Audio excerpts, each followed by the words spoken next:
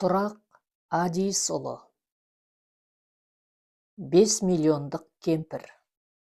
Деректі хикаят. 1 бөлім. Таңертеңгі мезгіл, сағат 8-дердің шамасы. Күн шақырайып тұр.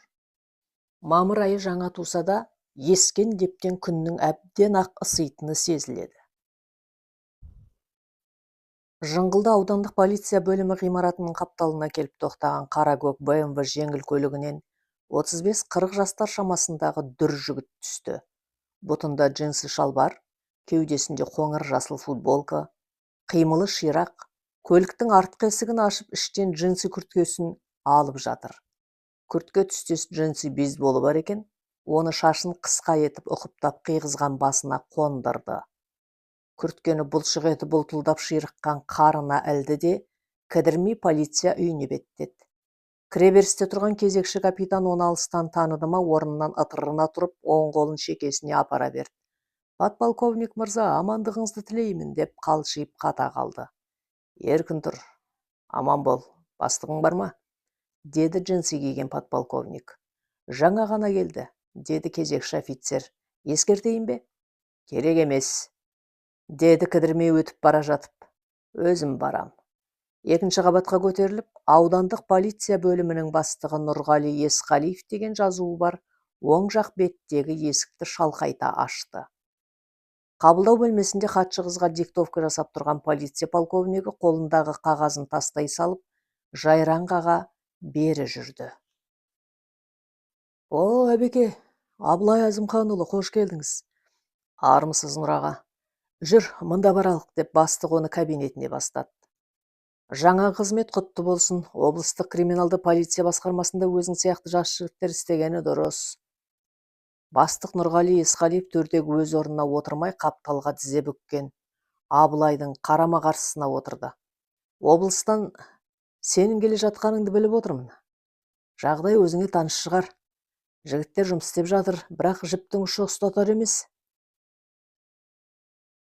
«Өлген әйелдің ұлы Израильде дипломатиялық қызметте екен, сондықтан ерекше мән беруіміз керек болып тұр».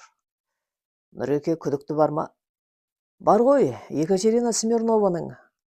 Әлгі өлген кемпірді айтам. Үйін сатып алған жігіт күдіктінің біреуі. Серік Ешмаханов деген. Ақша алған күннің түнінде болып тұр ғой уақиға. 9 мамырдан 10 мамырға қараған түнде. Кемпірдің ақша алғанын одан басқа ешкім білмейді. Бұл бір. Екінші күдікті сол үйді оформить еткен нотариус келіншек. О келіншек күйеуіме ғана айттым дейді. Басқа тірі жанға тіс жармадым дейді. Сондықтан оның күйеуі де күдікті. Үй сатып алған жігіттің келіншегі. Ол енді болса да біледі ғой. Бірақ ол екеуі ақша бергенімізді тісімізден шығармадық деп ант су ішіп отыр. Әзірге қамауда. Жігіттер осы Жыңғылды кентіндегі бұрын сотталғандарды анықтап қарастырып жатыр». «Кемпірді өлтіріп кеткенін қайдан білдіңіздер? Біреу хабарлады ма?» «Көршісі екен, Жетпісбаев Есқабыл деген. Хабарлаған сол. Таңертең 10-дардың кезінде». «Ол өзі қайда?» «Үйінде шығар». «Оны күдікті деп ойламайсыз ба?» «Оған ұқсамайды». «Жарайды. Үй сатып алған жігітпен сөйлесіп көрейін. Аты Серік дедіңіз бе?» деп Абылай орнынан тұрды. «Жақсы, қазір жігіттер алып шығады» деп Нұрғали Есқалиев үстелінің астындағы түймені басып, хатшы қызды шақырды. Кемпірден үй сатып алған Серік Ешмаханов жас жағынан өзімен қарайлас сияқты, 30-дан енді асқаны өзің өңінен көрініп тұр. «Ақшаны кемпірге қай күні бердің?» болды Абылайдың алғашқы сұрағы. 8 мамырда. 9 мамырда қайда болдың? Сол күні түске қарай ауылға кетіп ем, жылқы әкелуге. Базарда ет сатам. Қасапшымын де. Бәсе, шімірікпей адам пышақтау екінің бірінің қолынан келмейді. Абылай оның жүзіне сынай қарады. «Мен адал еңбектің адамымын. Ауылда інімнің үйінде болдым. Інім куә. Үйге 10 мамыр күні түстен кейін келдім. келсем, мынандай уақиға ауылда болғаныңа тағы кім куә? Інім, інімнің үй іші, басқа ешкім. Таң азанмен аттың біреуіне мініп, екіншісін жетегіме алып ауылдан шығып кеттім. О жағын біз әлі зерттейміз. Кемпірге қанша ақша бердің? 5 миллион теңге. Адам өлтіруге татитын ақша екен. Қандай ақша бердің? Қандай купюралар болды? Кілең 10 мыңдықтар. Жақында банктен алғам, депозиттен. Жалған сөйлесең жазаң ауырлайтынын ескертіп қояйын. Қылмыс бәрібір ашылады. Сен, демек, берген ақшаңды қайтарып, оған жылқы сатып алғансың. Белгілі жағдай. Ініңнің үйіне барсаң барған шығарсың, түнде келіп кетуің мүмкін ғой.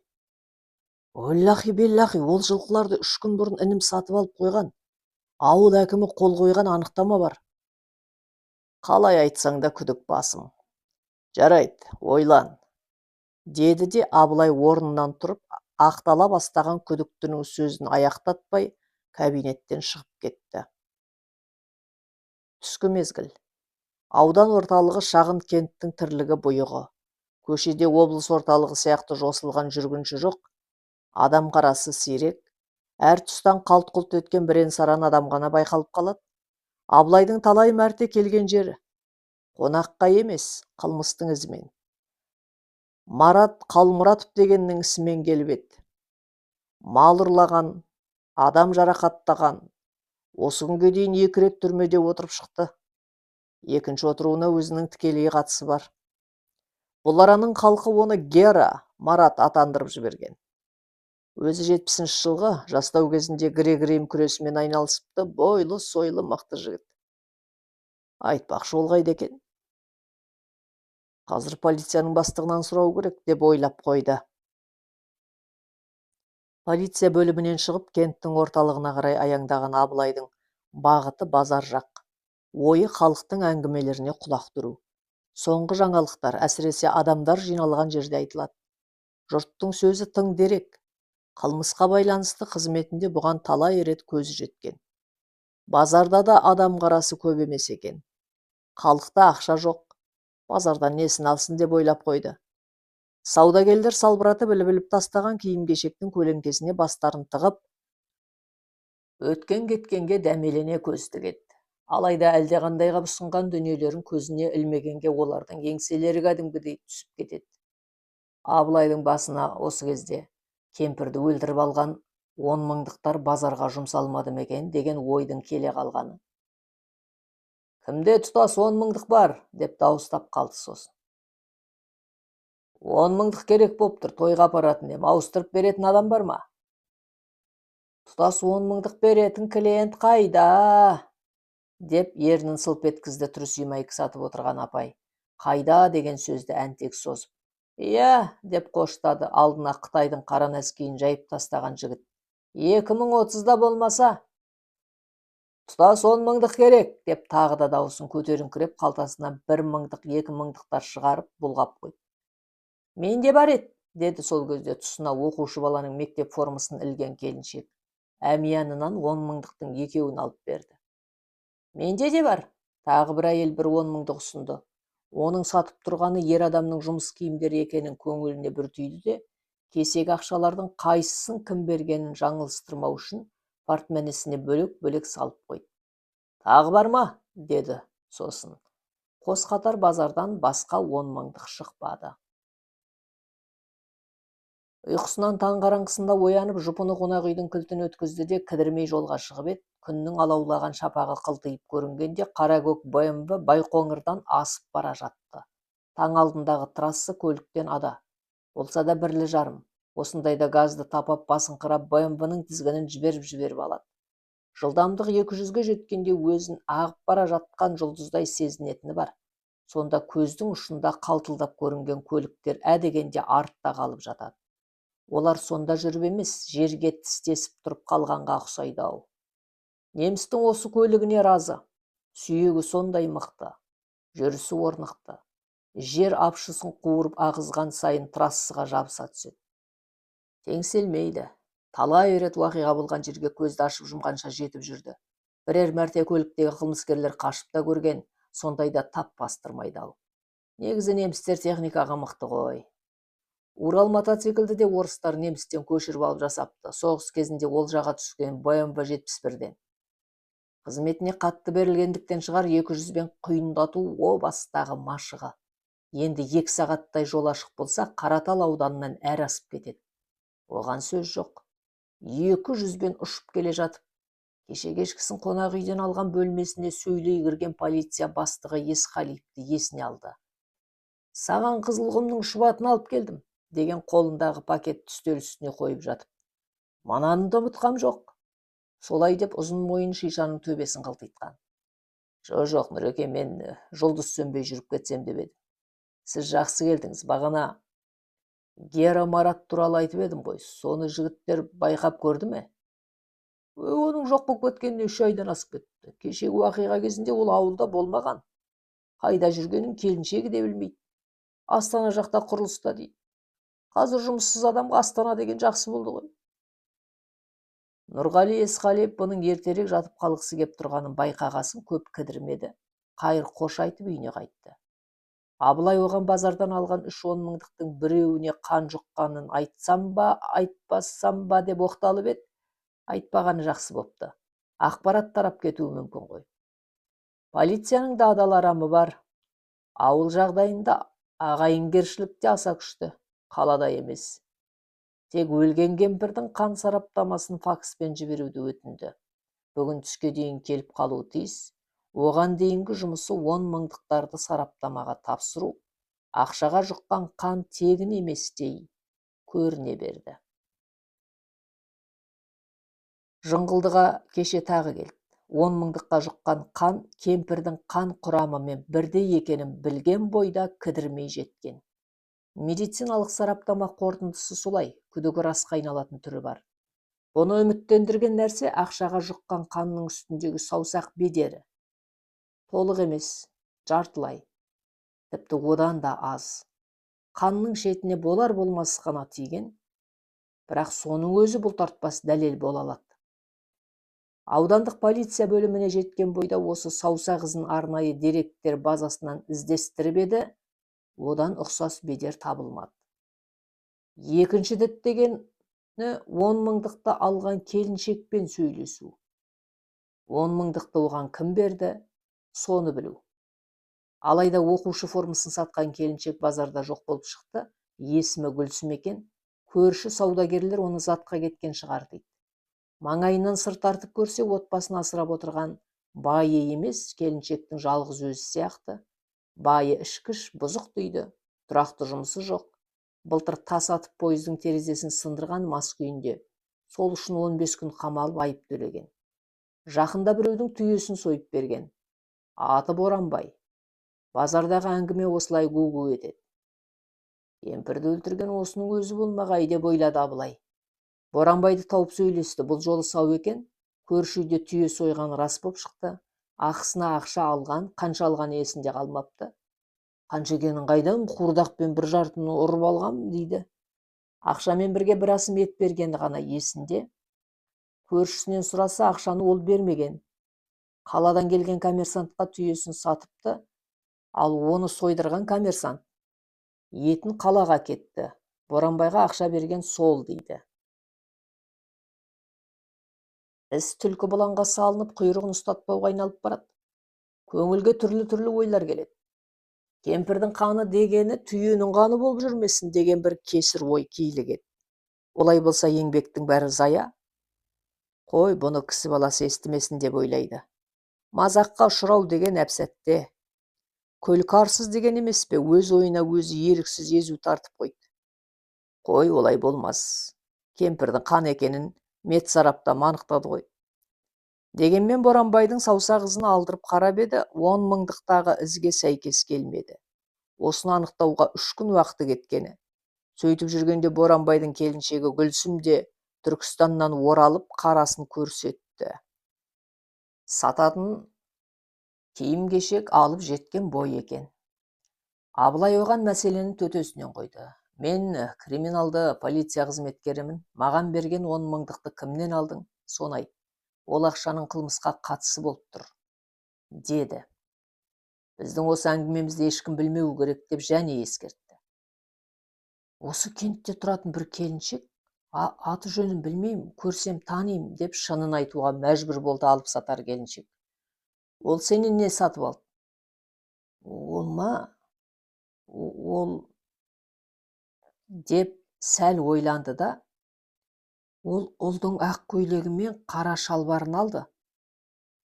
Ұлым 1-ші сынып бітіріп жатыр, соңғы қоңырау жиынында қоңырау соғып шығады, деді. Ол келіншектің түрі қандай? Деп сұрауды ұмытпады Абылай. Кәдімгі өзіміз сияқты. Айтпақшы, бетінде меңі бар. Оң беті ме екен, әлде сол беті ме екен? Әйтеуір бар меңі. Абылай Гүлсімнен білгеніне қанағаттанып, полиция бөліміне қайтты. Ойынан соңғы қоңырауды соғып шығатын ұл бала кетпейді. Іздеген үйін кенттің шеткері көшесінен тапты. Жапырайған кесек там, асбест шипыр қағылған шатырдың ойылған төбесі анадайдан көзге ұрады. Қабырға сылақтары сыдырылып түсіп тозып отыр. Қоршау қораның бір қапталы солайымен жантайған. Үйдің маңайы үркіп өскен жантақ. Еркектің қолы зәру екені бірден аңғарылады. 10 мыңдық берген келіншек тұратын үй осы. Мекен жайын анықтау үшін аудан орталығындағы мектептерге бас сұғып сұрау салған. Мектептер соңғы қоңырау жиынына әзірленіп абыр-сабыр болып жатыр. Соның бірінен іздегенін тапты. Ортаға жез қоңырау соғып шығуға 2 ұл, 1 қыз дайындапты. Ұлдардың ата-аналарын сұрастырып кеп қалғанда болды қызық. Біреуінің әкесі әлгі Марат Қалмұратов боп шыққаны. Герашы, соның ұлы. Екіншісінің әкесі қайтыс болған. Абылай оны тастай салып мекен жайын анықтаған бойда осында тартты. Гераның келіншегінің есімі Қарлығаш екенін мектептен білді. Шарбақ қақпаны ысырып аулаға кіргенде үйдің ағаш есігі шиқылдап ашылып, қолына су толы леген ұстаған келіншек көрінді. Үстінде жеңі түрулі қоңыр халат, басында байлаған орамалы шошайып, бір жағына айналып кетіпті. Сыңайы кірдің суын төккелі шыққан. Ол екпінін тежей алмай легендегі суды көп ұзамай лақ еткізіп төге салды да, белін жазған күйі сексиіп тұрып қалды. Таптаза киінген, мына бір жинақыда сымбатты жігіт ағасының тосын тап болуынан сескенгендей сыңайы бар, үркіп тұр. Абылай болса оның оң жақ бетіндегі менге көзі түсіп: «Сәлематсыз ба? Сіз Қарлығашсыз ғой деймін», деді. «Иә, Қарлығашпын», сәлемдеспей абдырап қалғанын сонда ғана аңғарып: «Сәлем бердік», деді 2 рет қайталап. «Мен облыстық полициядамын, Қайсенов Абылай», деп куәлігін ашып көрсетті. «Сізге қоятын сұрақтарым бар. Күйеуіңіз Марат Қалмұратов үйден қай күні кетті?» «Тағы сол ма? Өткенде де сұраған полиция. 3 айдан асты, жоқ». Келіншектің үні жыламсырап шықты. «Қарындасым, ол жақында осында келіп кеткенін біліп отырмыз, сондықтан шындықты айтсаңыз». Полицияның бұлайша тықсыра сөйлеуінен әбден мез болған болу керек. Қарлығаштың лезде түсі бұзылып, көкбеттеніп шыға келсін, жұлынып: «Оның қайда жүргенін мен қайдан білем? Қайдан білем мен? Білмеймін мен. Кетті қаңғып. Көрмейсіз бе, өзіміз күнімізді зорға көріп отырмыз», деді дауысын қатайта. Артынша пырс-пырс жылап жіберіп теріс бұрылды.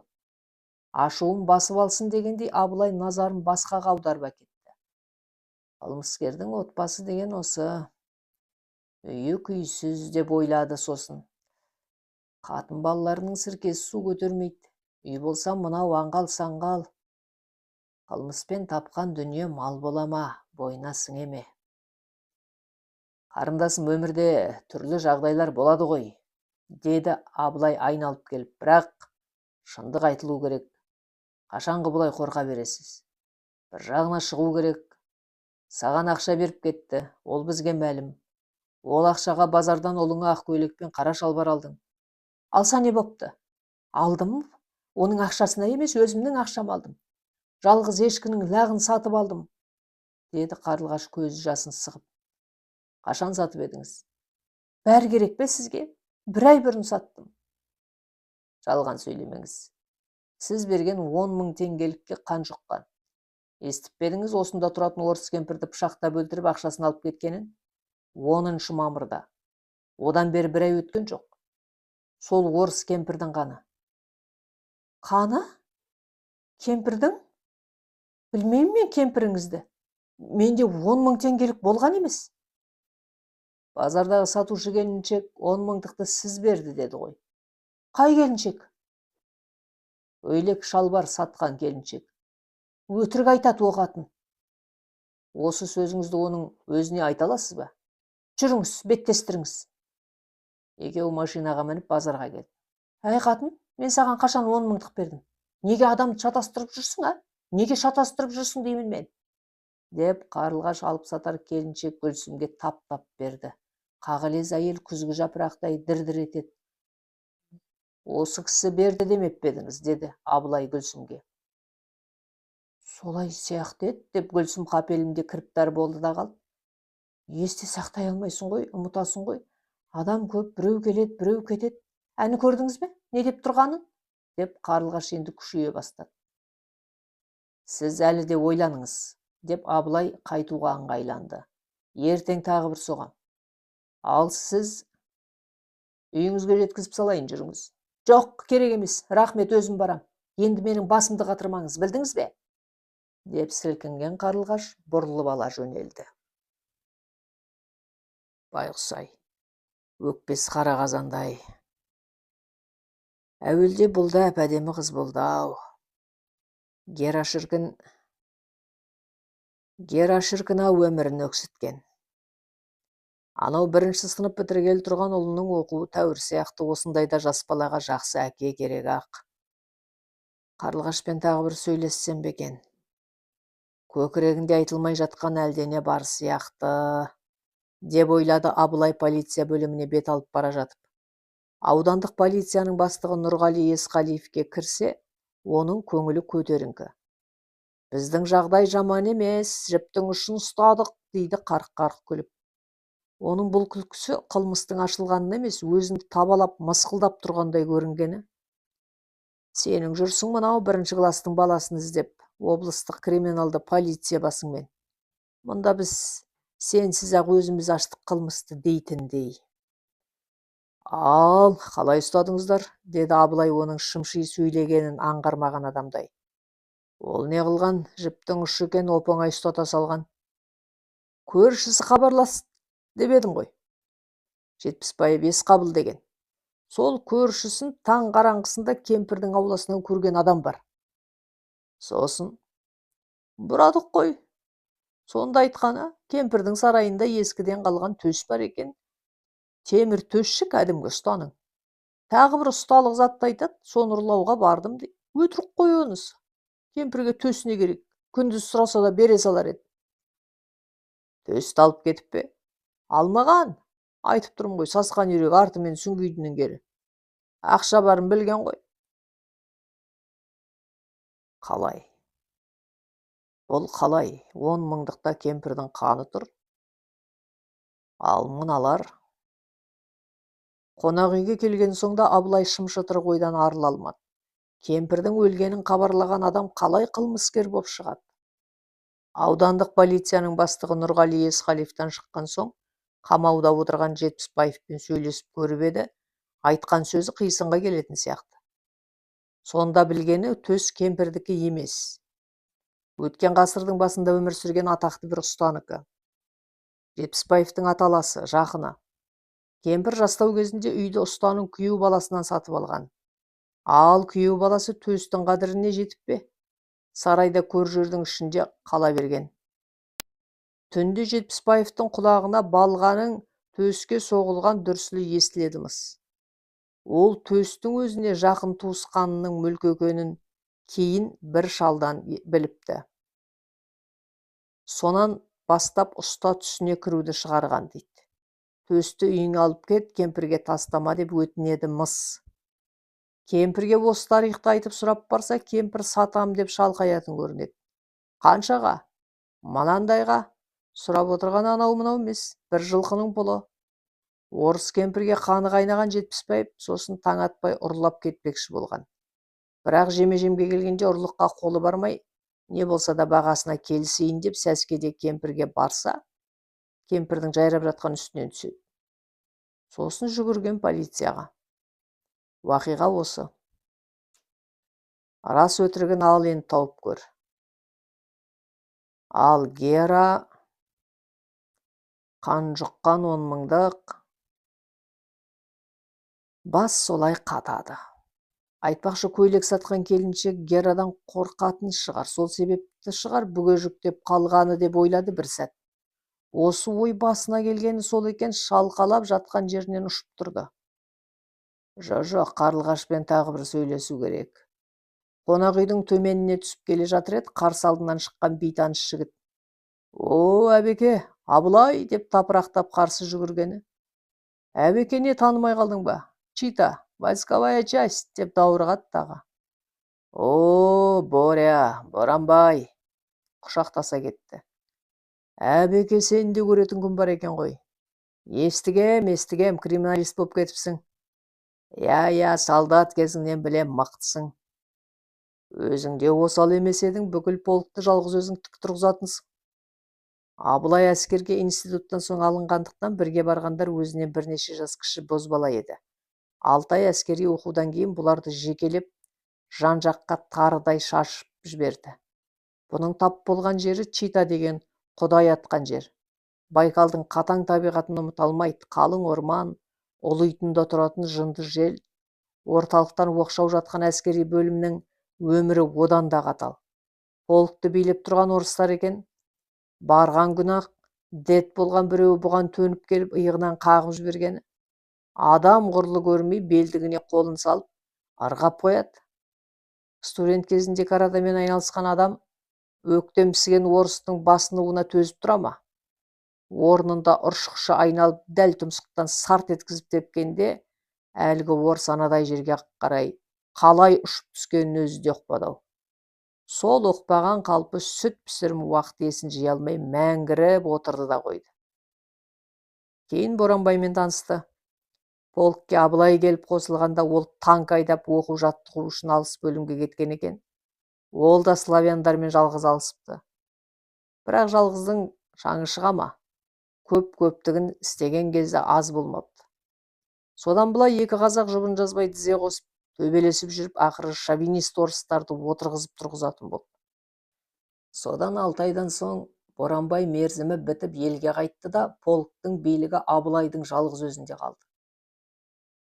Содан бері қанша жаз, қанша қыс өтті. Кездесу деп осыны айт, кеттік кездесуімізді жуайық жақсылап, деп Боранбай даланың адамына тән айқайлап сөйлеп даурығып кетті. Қазір мен фермермін. Жылқы, түйе, қой, қарақұмда бәрі. Шұбатхана істеп тұр. Жүр шұбатханаға кіріп шығалық әуелі. Тиіп тұр, мына бұрылыста. Жарықтық ата бабамыздың адаласы ғой, деп Абылай Боранбай ұсынған сапар кесені басына бір-ақ көтерді. Жағдай жақсы. Армиядан келген соң ананы бір істеп, мынаны бір істеп, ақыры бір жола малға кеттім, деп Боранбай өз жағдайын баяндай бастады. Ал енді сен осы жердің адамсың ғой, Гера Марат дегенді айтшы, деді Абылай жұмысына көшіп. Гера Марат. Анау патсан ба? Ойбай, ол әйді көрі, шпана. Қазір ол қашып жүрген болу керек, көрінбейді. Ұрлығы көбейіп кеткен сірә, қашпай қайтсын. Ол бір қылмысқа күдікті боп тұр, негізі соның үйіне бара жатыр едім. Сосын барарсың, отыра тұр. Шұбатың жақсы екен, қайтып келіп ішейік, жаңағы үйге бармасам болмайды. Онда бірге барамыз, сенен айырылмайым, қанша жыл өтті арада. Қонағым боласың, Қарақұмның кең даласын апарам, киік қуамыз. Боранбай қопаңдап Абылайдың соңына ертті. Биылғы соғымың менен, қам жеме, дегенді және қосып қойды. Қарлығаш жап басында шошайып ошақта лапылдап жанған сақты көсеп қойып, қазан қайнатып отыр. Кішкентай ұл бала бір құшақ саңылтырды ағызып тамызып әкеп ошақ жанына тастады. Ойпырмай деп ойлады Абылай. Мараттың әйел бала шағасын аяп, адам өлтіріп, Ұрлық қылып қайда барады, одан да адал еңбек етсе ғой, қатын баласы тоқ жүрер еді. Ошаққа саңылтыр жақпай сексеуіл жағар еді. Қарлығаш тағы сен бе, сен-ақ бәле болдың ғой дегендей Абылайға жақтырмай бір қарады да ошақтағы отты түртіп жіберіп етегін қағып орнынан тұрды. Қарындасым, әлде де ойлан. Мараттың бұған дейінде қылмысы жетеді, енді мынаусы тіпті ауыр. Бас сауғалап қашқаннан пайда жоқ. Полицияның құрығызын бәрібір ұстайды. Ол адам өлтірген. Бірақ кінәсін өз еркімен мойындаса жеңілдік болады. О жағынан көмектесем.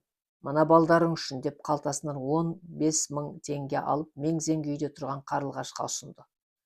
Олың жалаң аяқ жүр екен, аяқ киім аларсың. Қарлығаш ұсынған ақшаны не аларын, не алмасын білмей дағдарып тұрып қалды. Көзі мөлт етіп жанарына жасы үйірілді. Абылай ақшаны келіншектің қолына ұстатып жатып: ешқандай қарыз емес, жай азамат ретінде көмегім, деді. Сөйтті де Боранбайға бұрылып: жаңағы атағаныңды алған болайын, менің атымнан бір көлік сексеуіл түсіріп берші, деді. Қарағым, сен Раймағаның қызы ма едің? Деді манадан үнсіз тұрған Боранбай осы арада сөзге араласып. Иә, сол кісінің қызымын. Көзінен ұшқын білінді. Өй, айналайын, өзімнің қарындасым екенсің ғой. Мен Боранбай ағаң ғой, аталаспыз. Айналайын, не күйге түскенсің? Жаманнан кесапат деген, ана оңбағанның кесірі-ау. Мына ағаң екеуміз армияда бірге болғанбыз. Сөзінде тұратын азамат, саған жамандық ойламайды. Ал енді отыннан қам жеме, өзім түсіріп берем, деді. Мынау менің нөмірім, ойланып хабарласарсың, деп Абылай визит карточкасын ұсынды. Қылмыстың талайына куә боп жүр ғой, бірақ қайсысының да оңайын көрмепті.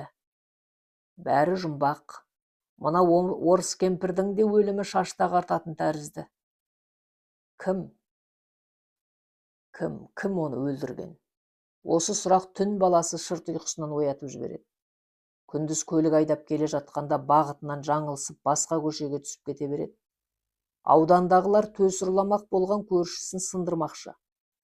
Өзіне салса ол емес. Көз айтып тұр, қолы таза сияқты. Гера дейін десе оған деш айғақ жоқ.